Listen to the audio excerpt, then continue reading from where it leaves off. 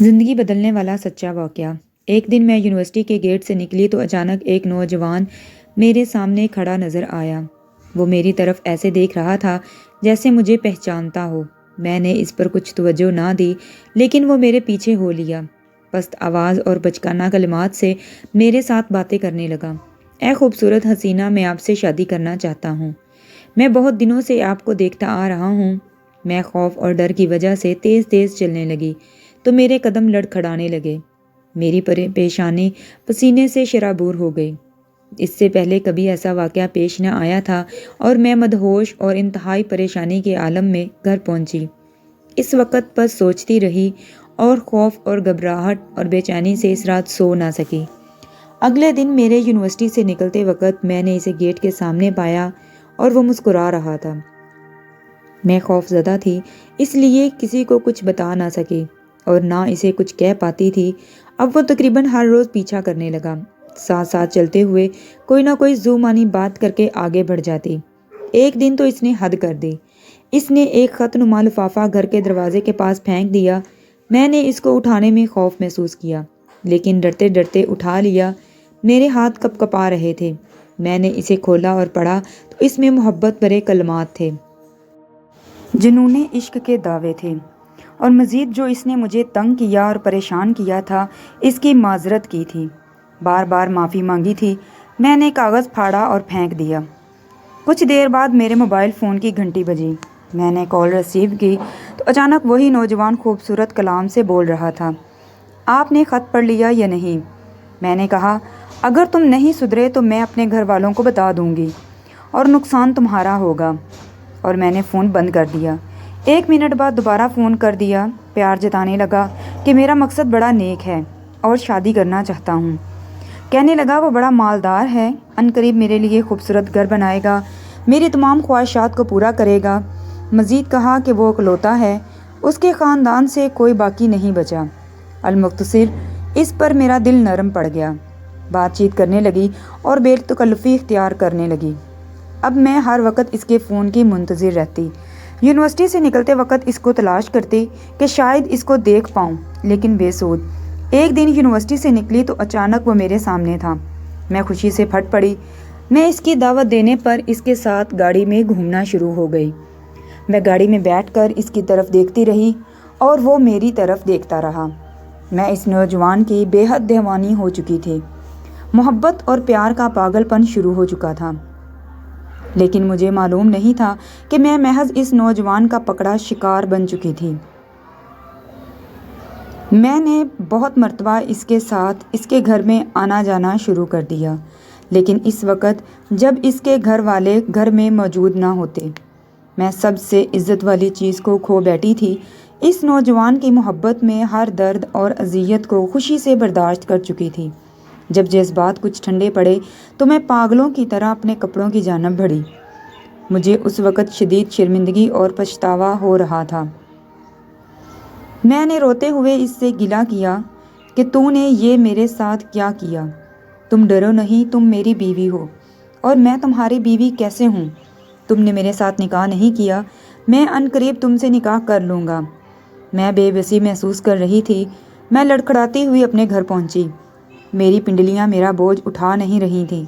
یا الہی، یہ میں نے کیا کر دیا؟ کیا میں پاگل ہو گئی ہوں؟ مجھ پر کیا مصیبت پڑی تھی کہ اس نوجوان کے ہاتھوں اپنی عزت خود ہی لٹوا بیٹھی تھی؟ میں روتی اور کڑوے اشک پیتی۔ میں نے پڑھائی چھوڑ دی اور انتہائی درجے کی بدحال ہو گئی۔ گھر والوں میں سے کوئی بھی اصل معاملے تک نہ پہنچ سکا تھا، لیکن میں ایک وعدے سے لٹکی تھی۔ وعدہ تھا اس کا میرے ساتھ شادی کرنے کا وعدہ۔ کئی دن بیت گئے۔ اس کے بعد کیا ہوگا؟ اچانک ایسا حادثہ ہوا جس سے میری زندگی داؤ پر لگ گئی۔ 1 ماہ کے بعد میرے موبائل کی گھنٹی بجی۔ ہاں، یہ اسی کا نمبر تھا۔ میں نے جھٹ سے کال ریسیو کی تو دور سے اس کی آواز آ رہی تھی اور مجھے کہہ رہا تھا کہ ایک اہم کام کے لیے تجھ سے ملنا چاہتا ہوں۔ میں خوش ہو گئی کہ اہم کام کا مطلب تو شادی کے امور کو ہی انجام دینا ہوگا۔ میں اس کی بتائی ہوئی جگہ پر پہنچ گئی جہاں وہ اپنی گاڑی میں موجود تھا۔ میں اس کے ساتھ ہی گاڑی میں بیٹھ گئی، لیکن یہ کیا؟ وہ تو انتہائی ترش روی سے پیش آیا۔ اس کے چہرے پر لاپرواہی اور نفرت کے تاثرات تھے۔ وہ کہنے لگا کہ سب سے پہلے یہ بات ذہن میں اچھی طرح بیٹھا لو کہ میں تمہارے ساتھ کبھی بھی شادی نہیں کروں گا، اور ایک شیطانی مسکراہٹ کے ساتھ کہتا ہے کہ میرے نزدیک تمہاری حیثیت ایک طوائف سے زیادہ کچھ نہیں ہے۔ ہاں، اگر تم چاہو تو ہم بغیر کسی قید کے اکٹھے رہیں گے۔ تمہارے بے حیثیت طوائف کے تمام حقوق میں پورے کروں گا۔ میں نے لاشعوری طور پر ہاتھ اٹھا دیا اور اس کے چہرے پر ایک زوردار تھپڑ رسید کیا۔ میں نے تقریباً چلاتے ہوئے کہا کہ میں سمجھی تھی تم اپنی غلطی کی اصلاح کرو گے، لیکن تم ایک انتہائی کمینے اور غلیظ انسان ہو۔ اس کے ساتھ ہی میں اس کی گاڑی سے نیچے اتر آئی اور رونے لگی۔ اس نے شیشے میں سے سر باہر نکال کر آواز دی، بولا، تھوڑی دیر مہربانی فرما کر رکیں، میرے پاس تمہارے لیے ایک عمدہ گفٹ ہے۔ تو میں نے پیچھے مڑ کر دیکھا تو اس کے ہاتھ میں ایک سی ڈی تھی۔ وہ اسے بے باکانہ اپنی انگلیوں کے کناروں میں اٹھائے ہوئے تھا اور متکبرانہ الفاظ اور شیطانی مسکراہٹ سے کہہ رہا تھا، میں عنقریب اسی سی ڈی کے ذریعے تجھے توڑ پھوڑ کر رکھ دوں گا۔ میں نے انتہائی خوفزدہ ہو کر اور کپکپاتے جسم کے ساتھ اس سے سوال کیا، اس سی ڈی میں کیا ہے؟ وہ بولا، میرے ساتھ گاڑی میں بیٹھو اور ایک بار دیکھو کہ اس سی ڈی میں کیا ہے۔ میں ڈر اور خوف کی وجہ سے ایک بار پھر اس کے ساتھ گاڑی میں بیٹھ گئی۔ اس نے گاڑی میں لگی اسکرین کے ذریعے وہ مکمل ویڈیو دکھائی جس میں وہ لمحات قید تھے جب ہمارے درمیان وہ حرام کام ہوا تھا۔ وہ اس میں ریکارڈ تھا اور میری حالت اس وقت ایسی تھی کہ جیسے ابھی بے ہوش ہو کر گر پڑوں گی۔ میرا پورا جسم خوف سے کانپ رہا تھا اور میرے آنسو بے اختیار بہتے جا رہے تھے، لیکن میں نے ہمت کر کے اس سے صرف اتنا کہا، اور بزدل، تو نے یہ کیا کیا؟ او گھٹیا انسان، کیوں کیا یہ سب میرے ساتھ؟ اس نے کہا، وہاں پر خفیہ کیمرے نصب تھے جو ہر حرکت اور پست آواز کو ریکارڈ کر رہے تھے۔ اب تم میری غلام بن کر رہو گی، جیسا میں کہوں گا ویسا کرو گی۔ اور ایک بار پھر اس ظالم شخص نے گاڑی کے اندر ہی میری عزت کو تار تار کیا۔ میں رونے اور چلانے لگی، لیکن اب اس کا کوئی فائدہ نہیں تھا۔ میں لٹی پٹی عزت کے ساتھ گھر واپس آ گئی۔ میں بے بس ہو چکی تھی۔ یہ صرف اب میرا معاملہ نہیں تھا، میرے گھر والوں بلکہ پورے خاندان کی عزت داؤ پر لگ چکی تھی۔ اب میں اس کے ہاتھ میں ایک قیدی بن چکی تھی۔ وہ مجھے ایک آدمی سے دوسرے کی طرف منتقل کرتا رہتا اور رقم بٹورتا۔ میں دلدل میں گر چکی تھی اور زندگی تباہی کی طرف لے جا چکی تھی، جبکہ میرے گھر والے میرے کرتوتوں سے بے خبر تھے۔ انہیں مجھ پر مکمل بھروسہ تھا، لیکن اس ظالم شخص نے ایک دن وہ ویڈیو انٹرنیٹ پر وائرل کر دی۔ ویڈیوز پھیل گئیں اور میرے چچا کے بیٹے کے ہاتھ لگ گئیں، اور پھر سارا معاملہ کھل گیا اور راز فشاں ہو گیا۔ میرے ماں باپ اور سارے خاندان کو پتہ چل گیا۔ رسوائی سارے شہر میں پھیل گئی اور ہمارا گھر شرمندگی سے لتھڑ گیا۔ میں اپنی جان بچانے کے لیے بھاگ کھڑی ہوئی اور اسی ظالم کے ہاتھوں مزید برباد ہونے کے لیے پہنچ گئی، کیونکہ اس کے سوا اب میرا کوئی ٹھکانہ نہ تھا۔ اب میں اس دھندے میں مکمل طور پر داخل ہو چکی تھی۔ معاشرے نے مجھے ایک نام دے دیا تھا۔ اب میں ایک طوائف کہلاتی تھی۔ میرے شب و روز اسی نام کے دھندے سے جڑے ہوئے تھے۔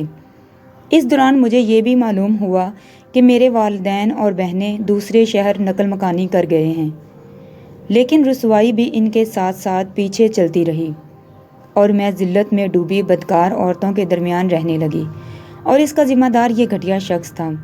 کسی روبوٹ کی طرح وہ مجھے حرکت دیتا، میں خود کچھ بھی نہیں کر سکتی تھی۔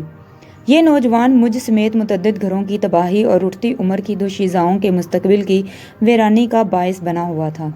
میں اس ماحول سے تنگ آ چکی تھی۔ کبھی کبھار میرا دل ڈوبنے لگتا تھا۔ میں بے بس تھی۔ میرے پاس اس گندی جگہ کے علاوہ اور کوئی ٹھکانہ نہیں تھا۔ پھر میں سوچ سوچ کر تنگ آ گئی کہ اب یہاں سے کیسے جان چھڑواؤں۔ پھر میں نے ایک حتمی فیصلہ کر لیا، اور اس کے ساتھ ہی میں مطمئن ہو گئی، جیسے اندر ہی اندر سکون محسوس ہونے لگا۔ اب میرا مکمل انتقام لینے کا ارادہ تھا۔ اگلی ہی رات وہ میرے جسم کے ساتھ بھیانک کھیل کھیلنے کے لیے آیا تھا۔ وہ نشے سے دھت تھا۔ اسے اپنے آس پاس کی کوئی خبر نہیں تھی۔ میں نے موقع غنیمت جانا اور اس کو چھرا گھونپ دیا۔ وہ پہلے ہی وار میں ختم ہو گیا۔ میں نے انسانی صورت میں ایک شیطان کو قتل کر دیا تھا۔ مزید معصوم لڑکیوں کو اس برائی اور جنگل سے بچا لیا تھا۔ میرا انجام یہ ہوا کہ مجھے گرفتار کر لیا گیا۔ اب میں پابندِ سلاسل اور سلاخوں کے پیچھے ہوں۔ عمر قید کی سزا مکمل ہونے میں چند سال باقی ہیں، لیکن میں ذلت اور محرومی کے گھونٹ پی رہی ہوں۔ اپنے فعل بد پر اور اپنی زندگی پر سخت شرمندہ ہوں، جس میں سراسر میرا اپنا ہی قصور ہے۔ میں نے اپنا یہ قصہ سپرد قلم کر دیا ہے تاکہ ہر بھولی اور معصوم لڑکی اس کہانی سے عبرت اور نصیحت پکڑے جو ناکام اور بدنام عاشقوں کے جھوٹے اور بھڑکیلے الفاظ کے پیچھے بھاگ رہی ہوتی ہیں۔ جی تو دوستو، یہ تھی ایک طائف کی سچی آپ بیتی۔ کمنٹ سیکشن میں مجھے ضرور بتائیے کہ کہانی آپ کو کیسی لگی۔ میرے چینل کو سبسکرائب کریں، ویڈیو کو لائک کریں، شیئر کریں۔ ملتے ہیں پھر ایک ایسی ہی نئی سبق آموز کہانی کے ساتھ۔ اللہ حافظ۔